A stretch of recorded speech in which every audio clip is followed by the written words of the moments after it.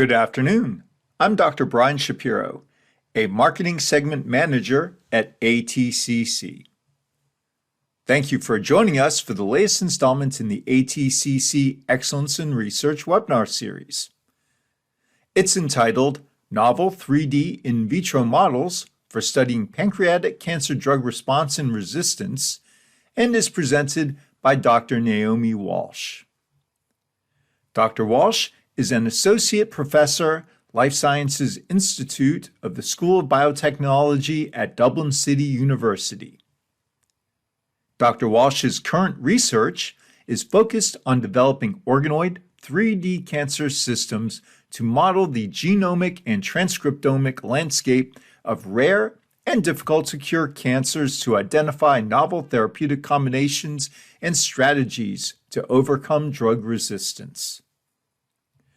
Dr. Walsh completed a PhD in cancer research in Dublin City University and a Master of Public Health at the University College of Dublin.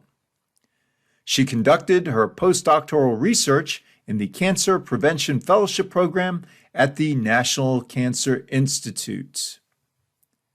In today's presentation, Dr. Walsh will present a method for establishing isogenic primary cell lines from patient-derived organoids and the recapitulation to 3D organoids.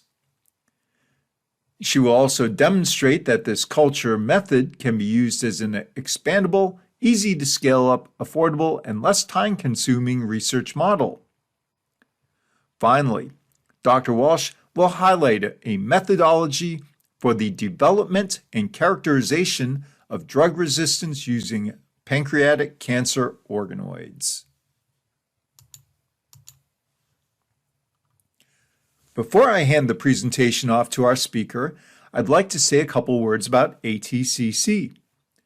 Founded in 1925, ATCC is a nonprofit organization with headquarters in Manassas, Virginia, and an R&D and Services Center in Gaithersburg, Maryland. We are the world's largest, most diverse biological materials and information resource for cell culture. We're often considered the gold standard in our industry. We are also an innovative R&D company featuring gene editing, differentiated stem cells, and advanced models such as the organoids that will be presented today. If you have any questions for our speaker, please use the chat function available through the webinar program. All questions will be answered as time allows at the end of the presentation. Any remaining questions, as well as the recorded webinar presentation, will be archived on the ATCC website, www.atcc.org. So with that, I'd like to welcome our speaker, Dr. Naomi Walsh. Thank you. I'm delighted to be here today to present our research on the utilization of novel 3D in vitro models for studying pancreatic cancer, drug response, and resistance. So, constructing preclinical models is an essential for understanding tumor heterogeneity, as well as for achieving personalized anti-cancer therapy. So here, we will describe the preclinical tumor models that are currently used, including established primary cancer cell lines, patient-derived tumor xenografts, genetically engineered mouse models, and particularly focusing on organoids in modeling pancreatic cancer. We will present a method for the establishment of isogenic primary cell lines from patient-derived organoids, PDOs, and the recapitulation back to 3D cell line organoids, termed CLOs. We demonstrate that 3D CLO culture methods can be used as an expandable, easy, scale-up, affordable, and less time-consuming research model.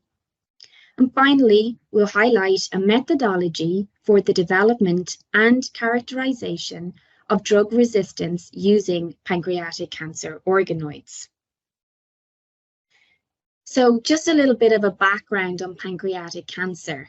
So pancreatic ductal adenocarcinoma, or PDAC, is the most common type of pancreatic cancer, with approximately 95% of all cases arising from the epithelial cells which line the pancreatic duct. It is known for its aggressive nature and poor prognosis, with a 5-year survival rate of approximately 13%, which is relatively low compared to other cancers. However, the survival rate substantially reduces for patients with distant metastases, with approximate 5-year survival rate of only 3%. So PDAC, or pancreatic cancer, tends to be diagnosed at a late stage, as it often progresses silently, and its cause may not cause notable symptoms until it reaches an advanced stage, and this can make early detection difficult. Symptoms tend to be quite general, such as indigestion, mid or back pain, abdominal pain, discomfort, fatigue, unexplained weight loss, a recent diagnosis of diabetes, and just a general feeling of being sick and unwell. So treatment options for pancreatic cancer then include surgery, chemotherapy, radiation therapy. And these are treatment options that can extend survival or relieve symptoms. Surgical removal of the tumor is only possible in less than 20% of patients that are diagnosed with pancreatic cancer, because detection often occurs in the late stages where it has spread upon the pancreas. And in terms of chemotherapy or radiation, although they are the standard care for most patients, inherent or acquired resistance does occur in most cases. Pancreatic cancer is the 7th leading cause of cancer mortality in the world today. Increasing trends in both that incidence and mortality of pancreatic cancer are being observed in most countries across the world. It's currently the 3rd leading cause of cancer-related death in the United States after lung and colon cancer, and it is expected to become the 2nd leading cause of cancer-related death by 2030. One of the great challenges in cancer treatment is to be able to predict the outcome of a given chemotherapy or targeted agent, because both the cancer and its therapy are patient-specific. The concept of personalized medicine, individual prevention, and treatment strategies that are based on unique patient-specific variables is an essential future direction. In terms of the landscape of pancreatic cancer, multi-omic profiling has enabled classifications and mutational signatures of pancreatic cancer. It's estimated that more than 90% of pancreatic cancer cases present with a KRAS mutation, while TP53, SMAD4, and CDKN2A inactivation is presented in over 50% of cases. However, we see a limited success in targeted therapies to these particular mutations.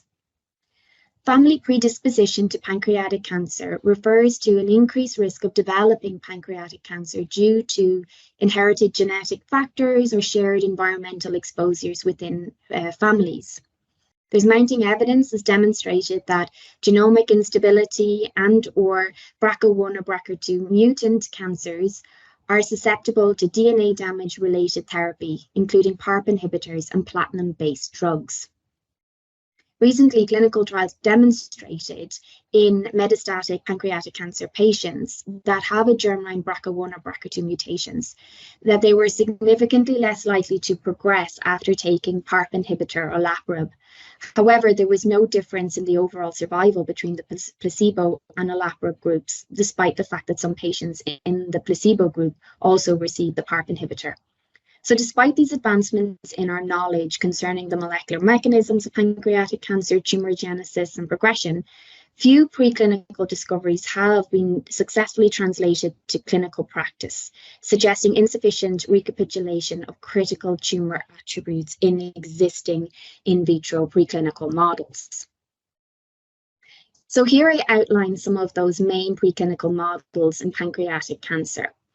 And while all have made dramatic contributions to cancer research, there are some drawbacks that hinder the clinical application of these models. For example, in established cell lines, although they are widely available from repositories such as ATCC, they represent the common genetic features of the tumor, are cost-effective, easy to grow and manipulate, and are good for high-throughput screening. They tend to be quite homogeneous, as the tumor-specific heterogeneity of the cancer cell lines is gradually lost during long-term culture, possibly due to genomic drift. They also lack that spatial organization or tumor microenvironment, and therefore present low in vivo relevance. In terms of primary cell lines, these mirror the heterogeneity of the tumor and are quite useful for personalized drug screening, but they can be difficult to establish, exhibit a limited doubling time, and can be prone to stromal cell contamination. Patient-derived xenografts, or PDX models, can reflect the clinical results as the tumors mirror the tumor heterogeneity and response of the patient's tumor. They are a limited resource as they can be cultured for different generations. However, they can be quite time consuming, as generating a PDX model can take up to 4 to 6 months. The animal also lacks a functional immune system. They can be expensive, sometimes with a low transplantation success rate, and also require the use of animals.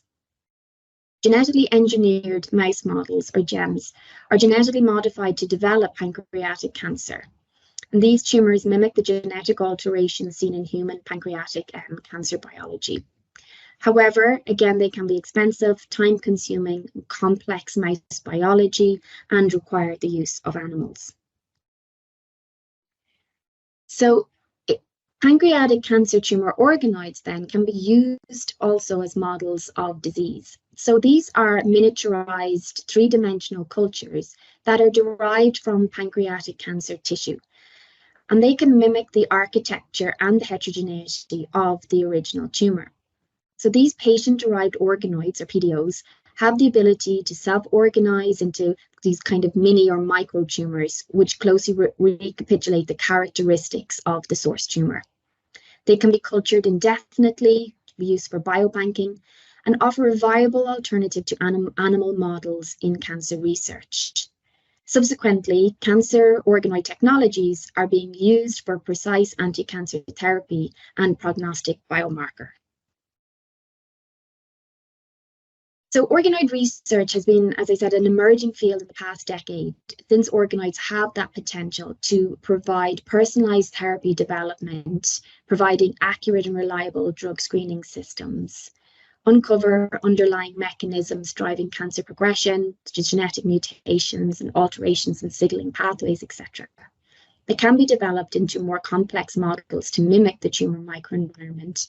They offer a platform to study early and late stages of tumor development. So while organoids do capture some aspects of tumor complexity, we know that they don't fully recapitulate the entire tumor microenvironment that's found in the human body. And other challenges include maybe maintaining long-term culture viability and reproducing the dynamic interactions that we see in vivo. However, they are a valuable tool in pancreatic cancer research for studying the disease's biology, drug response, and potential therapeutic strategies. So as I previously said, a limitation in the understanding of the disease progression and development of effective treatments in pancreatic cancer may be due to the lack of in vitro patient tumor representative models. So here I will detail the establishment and development of 3D organoid systems in order to model pancreatic cancer. So as previously mentioned, organoids are an excellent model for preclinical and personalized therapy, as they faithfully represent the cancer they were isolated from in terms of genomic mutations, stem cell populations, self-renewal, and drug response. So in the development of 3D organoids, pancreatic cancer tissue is obtained from patients through biopsy or surgical resection upon patient consent. Tissue is transported to the lab, rinsed to remove any debris. Mechanical and enzymatic dissociation of the tissue into single cells occurs, And the cells are then mixed with an extracellular matrix material, such as matrigel or basement membrane extract, and then cultured in specialized culture medium containing essential supplements such as growth factors, nutrients, etc. The organoids are cultured and can be passaged for downstream assays, such as high-throughput drug screening, genetic characterization, functional assays, gene editing, CRISPR, and co-cultures, etc., can all be performed. So organoids can also be developed from the PDX models, whereby the tumor is subcutaneously implanted in an animal and allowed to grow. The tumor is removed and dissociated as described. The mouse host cells can also be removed then by magnetic beads or flow cytometry, and subsequent downstream culture and analysis can be performed. We can also use the organoid models to bridge the in vivo in vitro gap in pancreatic cancer research. So here we established primary cell lines by maintaining the organoid outgrowth cells in lower concentrations of extracellular matrix. We allowed these cells to outgrow from the extracellular matrix to attach to the bottom of the well and to proliferate. So this method allows for the rapid development of primary cell lines. This can also be scaled up and manipulated. We can then take our 2D primary cell lines and culture them for 2 passages, scale them up, and then recapitulate them back into 3D organoid cultures. We embed them in highly concentrated extracellular matrix, which provides the scaffold for the pancreatic cancer organoid growth, and also in the organoid media. So this method leads to the rapid development of cell line organoids, which we term CLOs, which are morphologically similar to the matched organoids within about 3 to 7 days of culture. So we also developed 3 new primary organoid-derived cell lines and isogenic matched CLOs from pancreatic cancer organoids purchased from ATCC, as outlined here. Our primary 2D cell line models were developed, as I said, by plating the organoids in lower concentrations of ECM or matrigel, allowing them to migrate out from the organoids attached to the bottom of the plate and proliferate. These early passage 2D primary cells were then cultured using the organoid conditions for 2 passage, which resulted in the generation of CLOs. The CLOs exhibited similar morphology patterns, and the newly developed cell lines were cultured then. They maintained their morphology characteristics were monitored here between day 0 and day 10. So next we wish to assess the relative proliferation of our newly established primary 2D cell lines, compare that to our organoids and our CLOs. So we compared the proliferation assays between our primary 2D models and measured the growth rate of these 2D cell lines. The cell line, the PDM41, reached confluency in about 4 days, here shown in the square boxes. PDM37 and 106 cell lines did not reach the confluency or 100% confluency, but did achieve a maximum confluency within 10 days. This highlights a differential and slower rate of proliferation among these cell lines. Next, we compared the proliferation rates of our CLOs and our organoids. Similar proliferation rates were observed between the isogenic matched organoids and the CLOs in our PDM37 and 106s.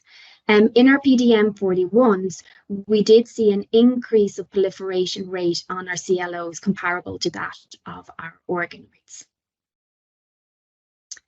Next, to assess the drug sensitivity between our 2D and 3D CLOs and their original organoids, the cell models were treated with different concentrations of chemotherapeutic agents, 5-FU, cisplatin, and nab-paclitaxel.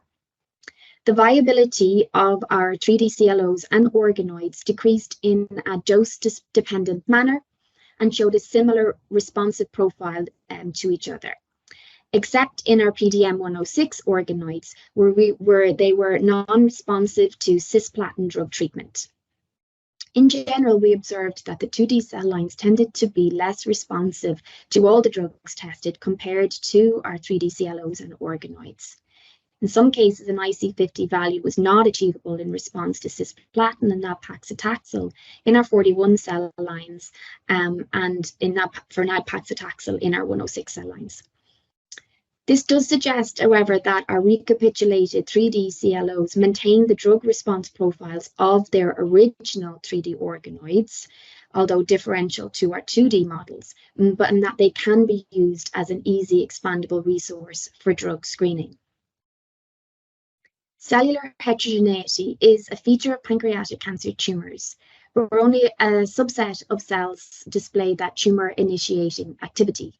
Therefore, we assessed the expression of stem cell markers, comparing the 2D culture with 3D CLO and organoids from the isogenic matched models using qPCR. And we examined the gene expression of stem cell associated markers NANOG, OCT4, and SOX2 in all our models. So these markers are key transcription regulators that maintain the self-renewal capabilities and pluripotency properties of stem cells. In our PDM37 model, we observed a significant upregulation of NANOG and OCT4 in our PDM37 CLOs and organoids relative to the 2D PDM37 cell line. However, there was a non-significant expression of SOX2 in both the PDM37 organoids and isogenic CLOs compared to the cell line. NANOG expression was upregulated in our PDM41 CLO and organoid models relative to their matched cell line. OCT4 levels were non-significantly increased in the PDM41 organoids and CLOs compared to its cell line. SOX2 was downregulated in the CLOs, but was increased in the organoids. And in our PDM-106 models, we observed that NANOG and SOX2 levels were all significantly higher in our PDM-106 organoids and CLOs compared to the 2D cell line. But the OCT4 levels were not significantly increased in the organoids and CLOs. So in general, we observed an increased expression of 2 stem cell markers in both the CLOs and organoids relative to their 2D cell line in all our models. So next, we performed immunofluorescence to determine whether the expression profile of pancreatic cancer stem cell markers, aldehyde dehydrogenase 1A1, CXCR4, HCAM or CD44, and EpCAM, also known as ESA, and whether the expression of these pancreatic cancer stem cell markers were maintained between the 2D cell lines, the CLOs, and the organoids in 2 models, the PDM41 and the 106.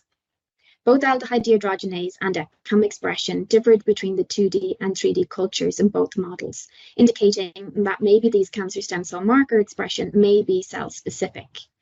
We observed an increased abundance of CXCR4 and HCAM in the CLOs and organoids compared to the 2D cell lines in both models. RNA-seq transcriptomic analysis was performed to identify transcriptome signatures of genes that were differentially regulated, comparing our CLOs and our cell lines, as well as a PDX model that we had of our PT127. So principal component analysis revealed that our PT291 organoids and CLOs clustered together, while our PT127 PDX tumor and CLO also clustered together, separate from their corresponding isogenic matched 2D cell lines. Hierarchical clustering was also performed of all differentially expressed genes in the group CLOs and 2D primary cell lines, identifying differential gene signatures comparable to our 2D and 3D growth. We also wish to assess the ability of our models to form tumors in vivo. Therefore, subcutaneous injection of our 2D cell line, CLO, and organoids from the previously established PT291 models were injected into SCID immunodeficient mice. So in this study, all mice in the organoid and CLO groups developed tumors.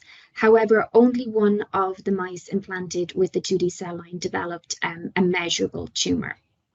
Here we see the tumor volume increased significantly in our organoid models, comparable to that of our CLO.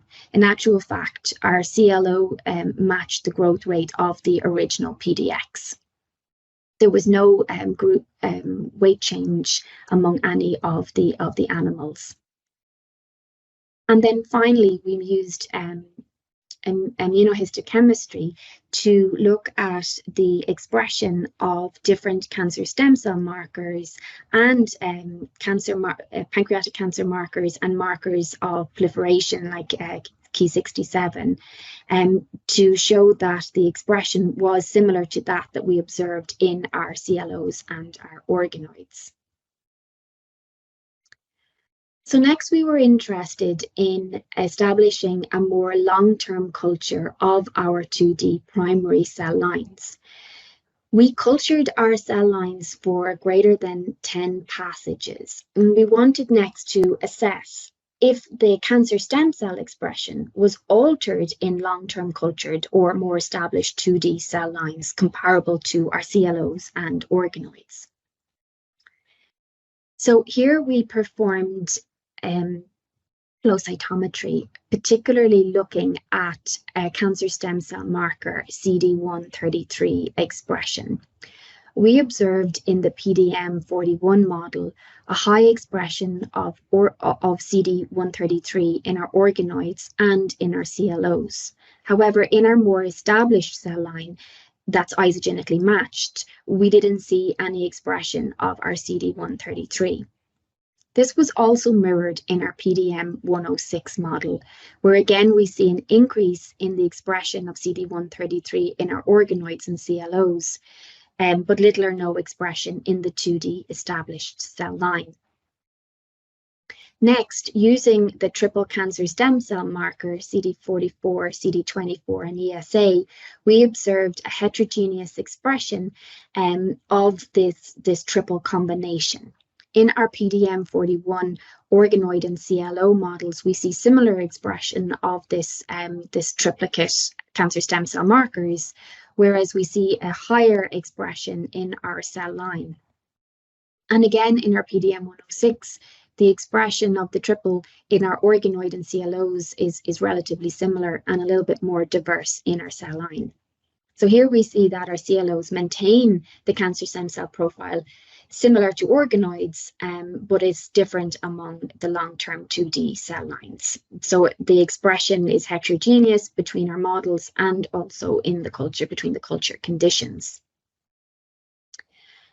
So I suppose to bring this together, we see that tumors are thought, as we know, to arise from one single cell that develops into a heterogeneous population.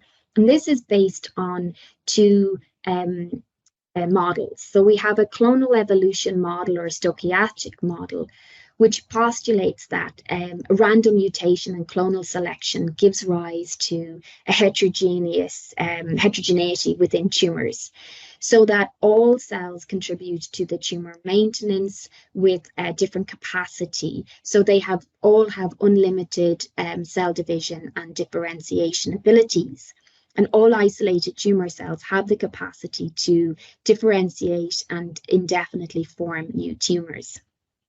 And in our cancer stem cell model or hierarchical model, this suggests that the initiation, progression, and metastasis and recurrence depends primarily on this population of rare stem cells.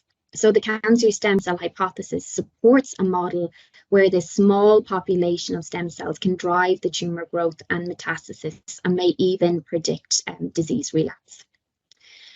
So both these models are not mutually exclusive. And we have this alternative model of reversibility, whereby you have that cellular plasticity, which can bring these two frameworks and models together by postulating that the cancer cells can interconvert between the stem cell and differentiated states. And our work shows that this stem cell plasticity may be reconciled particularly by culture conditions, whereby in our 2D cell line cultures, we see an increase in our CD44 populations, CD24 and ESA, and in our 3D organoid cultures, we see increases in CD133 or CXCR4, etc. When we look at the expression of our cancer stem cells between tumor from TCGA and normal from GTEx, we do see a differential expression of our cancer stem cells in our tumor cells comparable to normal.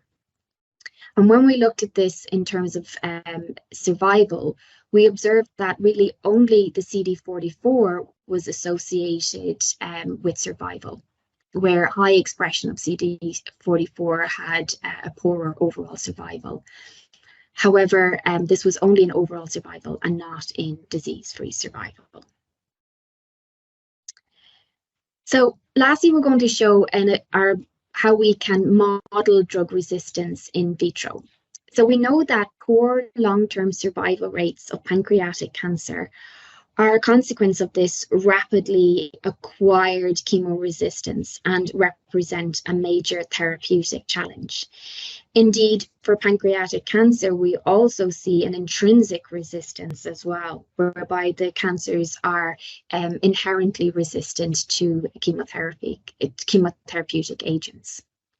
Therefore, studying the emergence of resistance to different therapeutics would allow us to be able to identify key markers in order to help guide treatment strategies.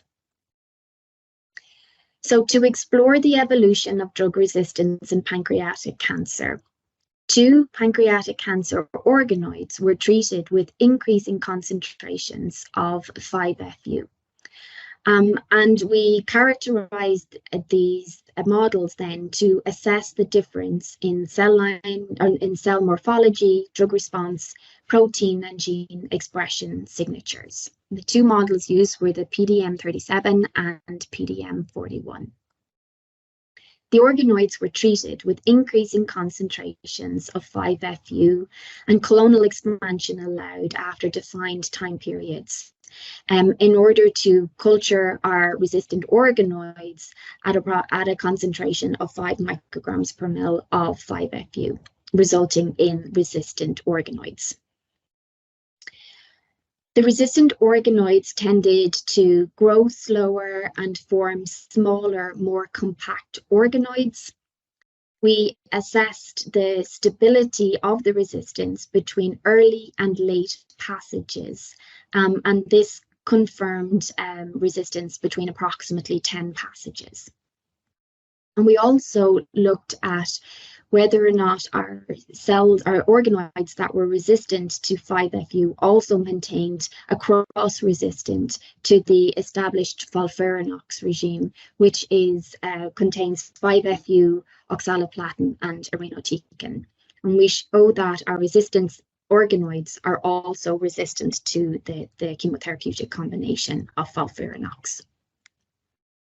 Next, RNA sequencing was applied to assess the RNA expression profiles between our 5-FU resistant and parental tumor organoids. Hierarchical clustering analysis revealed a clustering of the 5-FU resistant organoids. We combined the data from the 2 resistant organoids and identified 136 downregulated and 60 upregulated differentially expressed genes. So we also were able to see a signature of upregulated and downregulated genes that were altered between our models, kind of highlighting gene signatures that were involved in drug resistance to 5-FU. When we looked at this a little bit closer, we observed that there was both common modulators of acquired resistance to 5-FU.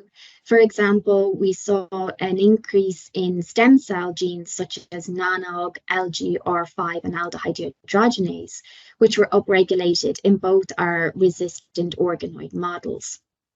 Indeed, we also observed differential mediators of resistance, whereby an upregulation of TYMS gene, the gene encoding thymidylate synthetase, which is the primary molecular target of 5-FU that's required for de novo to modulate biosynthesis.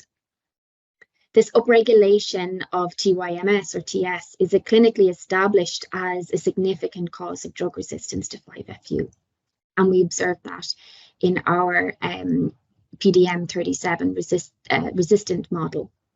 Alternatively, in our PDM41 resistant model, it shows an upregulation of DPYD, so that's the gene that encodes DPD, so dihydroxypyrimidine dehydrogenase deficiency. And this is the first and rate-limiting step in the 5-FU degradation. So elevated intratumoral DPYD expression is and has been shown to be associated with poor outcomes in patients treated with 5-FU chemotherapy. So this indicates that there are different routes, common and differential routes for the emergence of resistance, and how we can use this knowledge for the identification of specific biomarkers of response and potential molecular targets for inhibition of resistance. So finally, to conclude, show that organoids can be used or are used as an emerging technology to advance personalized medicine. It can be used to model tumor genesis and recapitulate the critical features of original cancer tissue. Our own research of our cell line organoids show that these are flexible, expandable, tractable models that can be used for high throughput screening of sensitive drugs to provide individualized treatment options. And in fact, our organoids are essential tools for understanding the mechanisms of drug resistance, enabling us to identify markers of resistance and also the technology and insight to develop novel therapeutics to overcome drug resistance. So lastly, I would like to acknowledge the input of my lab and PhD students who conducted most of this work, and also the funders for supporting this research. Thank you. Oh, thank you, Naomi. In just a few moments, we will begin our Q&A session. Please remember to use the chat function available through the webinar program to submit your questions. This session will be archived on the ATCC website, www.atcc.org. All right, and we've had quite a few questions already come in, so let's go right ahead and jump into our first question. So, Naomi, how do organoid-based studies complement other preclinical models, such as patient-derived xenografts, or PDX, in modeling cancer? And then, what are the limitations for generating organoids from PDX models? Thanks for that question, Brian. So, yeah, the patient-derived xenografts, these mouse models, they're absolutely being increasingly used for preclinical therapeutic testing of cancers. So the PDX, they're based on taking human tissue and rapidly transferring it from a patient into an immunosuppressed mouse. And so this tumor tissue is then directly subcutaneously or autologously implanted into an animal. So we don't interfere with the culture at all. So although the studies have shown that the human malignant clones are retained during both the establishment and passaging of the PDX tumors. The tumor-associated stroma can be replaced by murine stroma components like the extracellular matrix, the cancer-associated fibroblasts or endothelial or other like perivascular cells, etc. So this means that the host cells or the mouse cells can typically infiltrate the human tumor. And this is a limitation then for molecular genetic characterization and also in the development of organoids, right, because you have this presence of murine stroma. So our experience has found that kind of mouse stroma cells can overtake the human cancer culture in vitro. Because, you know, the composition of cancer cells and the supporting stromal environment can be quite variable among different cancer types.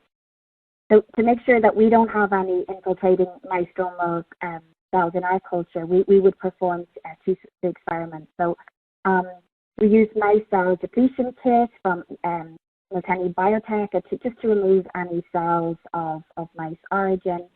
And then to check for any contamination of those mouse cells, you can also perform PCR using animal species specific mitochondrial DNA sequences. And that can confirm that you have no contamination.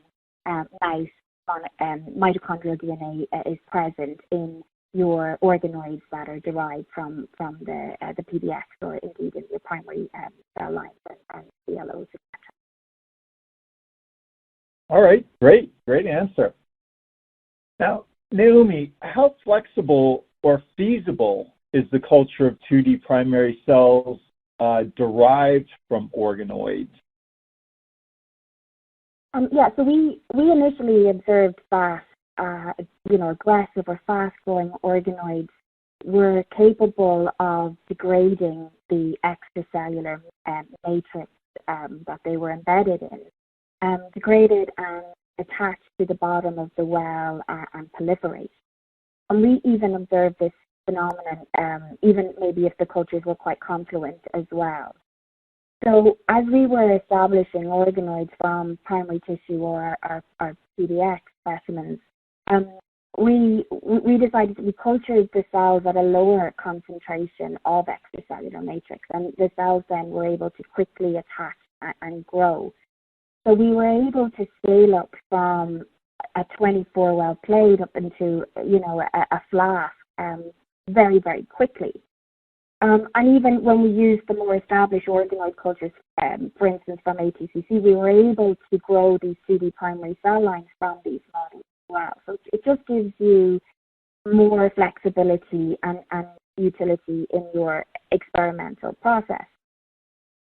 But it is important when you are culturing organoids or even recapitulating the 2D cell lines to the cell line organoids that you use a high concentration matrix. So as well as that, we also recommend using like low attachment plates, or in actual fact, what we do is we would culture or tissue treat our wells with polyhema. So this we dissolve to about 12 mg per ml in ethanol and add a couple of microliters to the wells and allow it to evaporate in an oven overnight. We can double coat it. So this polyhema prevents those organoids or CLOs from attaching to the bottom of the well, even if the matrigel or the ECM is being degraded. And in actual fact, that we find that once the polyhema is present, the cells will not try to degrade the matrigel or attach to the bottom of the well at all. Okay, and just because of the number of questions that have come through, I'd sort of like to jump ahead a little bit. You had mentioned your matrix. Can different matrices other than ECM, such as collagen or hydrogels, be used to generate the CLOs? Yeah, so that's a good question as well. So our work is quite reliant on the use of those extracellular matrix to mimic, I guess, the microenvironment of the pancreas.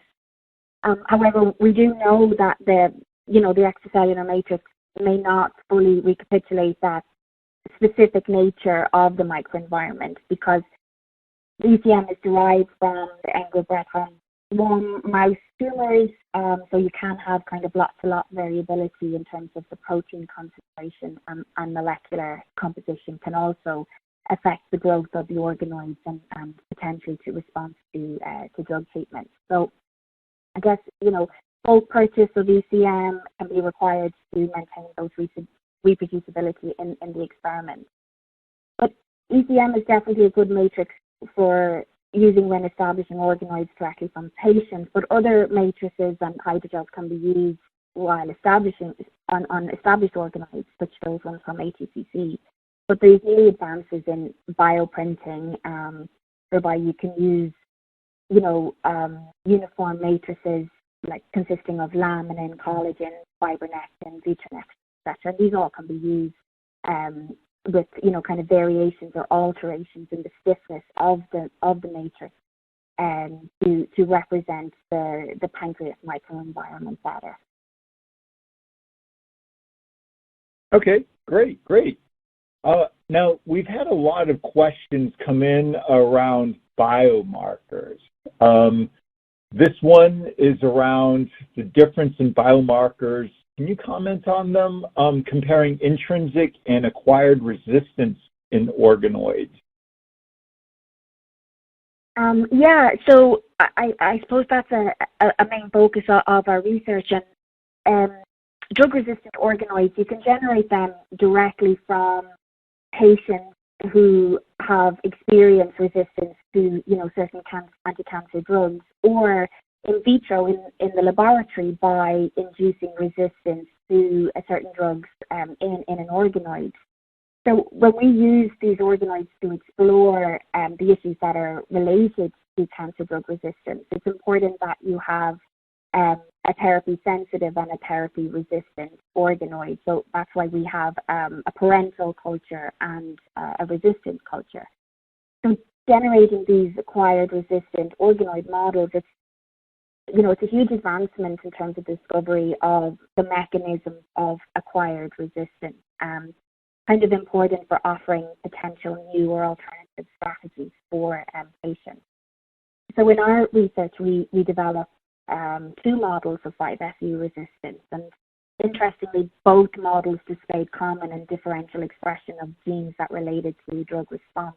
And in fact, this will give us 2 sets of data. So initially, we're interested in those the common modulators of resistance to see if we can inhibit or target these genes, or even are we able to reverse the resistance or resensitize the organoids to other drugs. But we also have organoids that have an inherent resistance to drugs that we can actually use for validation. So knowing the differential mechanisms of acquired resistance, this will help us to possibly even combine target inhibitors through combination assays, just to further understand those drivers of resistance in the organoids, and potentially use these as biomarkers of a response to resistance. Great. All right. We've had a ton of questions come in today. Hopefully we can get to them all. So for this next question, and I believe you talk a bit about it in the presentation, but I guess could you clarify, are the cells in the CLO a mixture of different cell types or cancer cells only? Yes, that's a great question. So because the CLOs are actually derived from the original organoids, they actually only contain the tumor cell itself. And this is, I suppose, what we focus on, particularly when we're developing organoid technologies, is that we try and extract the tumor tissue only in order to grow that up. So in actual fact, the CLOs are a representative of the organoids, and only do contain the tumor cells. And I think that is a limitation of the culture. So another way that you could retain maybe the cellular tumor microenvironment, that you have all these other cells, like your immune cells, endothelial cells, and other stromal compartments, maybe to culture explants. However, these would, you would need large specimens from tumor resections, and it may not necessarily work with smaller biopsies. And then these explants, they don't tend to be retained for long-term culture. So the fact that we're using or basing our CLOs on the organoid technology, it allows, I guess, for that expansion of the epithelial-derived tumor cells. However, there's lots of research in this area where we and others are looking at, expanding the models in terms of you can grow up the cells individually and co-culture the cancer-associated fibroblasts or normal epithelial or immune cells to kind of reconstitute these cellular compartments together. All right, great. Now, you talked a little bit about stromal cells when you were answering the first question, I believe, around the PDX models. How do you get rid of stromal cells when establishing the CLO from cancer tissues? Yeah, that's another great question. And when you're developing the organoids from the cancer tissue, you grow them in that 3D domes embedded in extracellular matrix with the media and supplements, and it tends to isolate and enrich for epithelial cells rather than any of those stromal cells. So we tend to isolate the stromal cells separately, particularly if we're interested in growing up cancer-associated fibroblasts or something like that, because they will tend to adhere to the bottom of the well, and you can use certain markers to assess whether you have epithelial tumor cells or fibroblast cells based on maybe expression of EpCAM for epithelial or FAP or alpha SMA for your fibroblasts. So we tend to do that a little bit, separately. Okay. And I'm going to just jump around a little bit. This next question, you can take a stab at, Naomi, or maybe we'll boot over to James Clinton, our lead scientist who covers the HCMI project and products at ATCC. Is it possible to co-culture organoids with, quote, normal primary cells to determine selectivities for experimental drugs? Yeah, I can take a stab at that one as well, because it's an excellent question and very, very relevant and very appropriate, because when you're performing drug screening or drug efficacy assays, you want to be sure that the drug target that you're interested in is actually killing the tumor cell and not the normal, so to speak. So by performing those co-cultures, I think you mentioned even just using normal cells, you can ascertain whether or not your compound or your drug is specifically targeting the tumor cells. But then there's also, particularly with pancreatic cancer, because it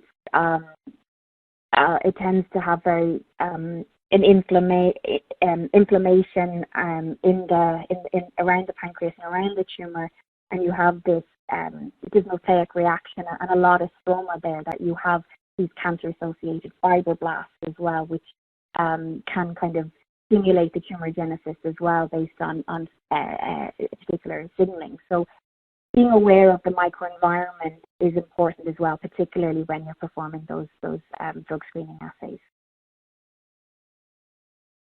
Great. Now this next question kind of compares CLOs to primary cells that you may have acquired from a normal tissue. Do CLOs have a more extended lifetime than primary cells that you might acquire directly from a tissue, which generally are have the restrictions of the Hayflick limit?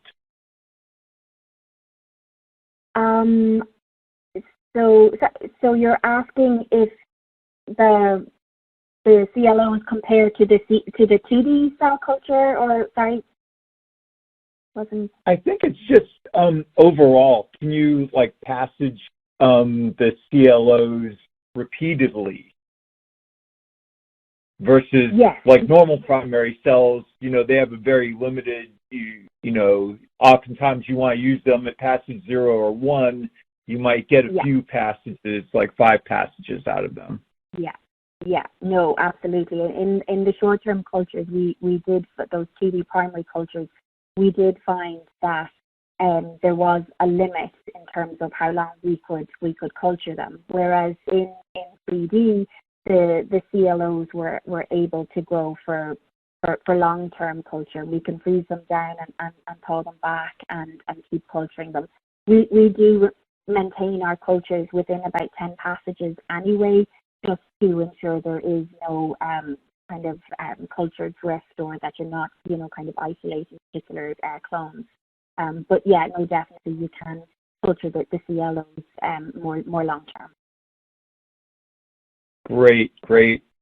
Now, are there differences in the mitochondria in organoid cultures versus cell lines, cancer or non-cancerous cells that you're aware of?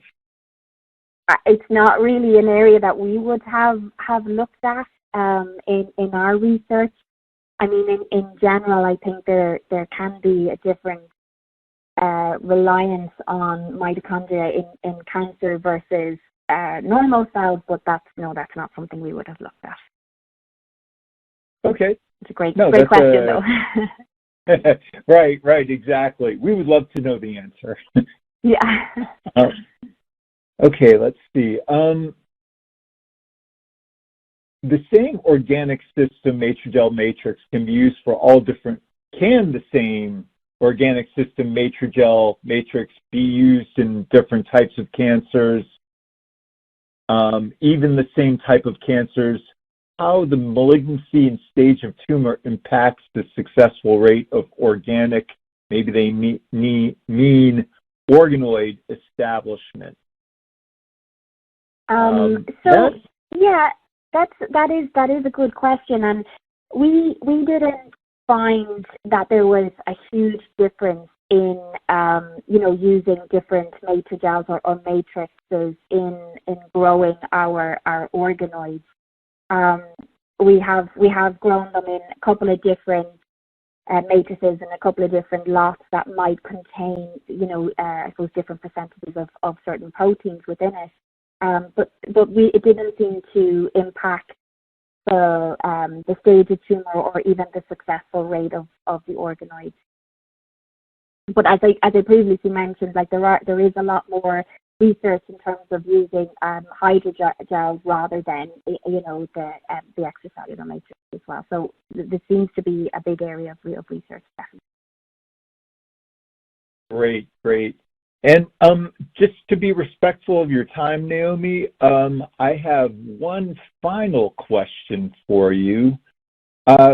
Besides 5FU, have you observed any other acquired resistances in the organoids and cell lines that are clinically relevant?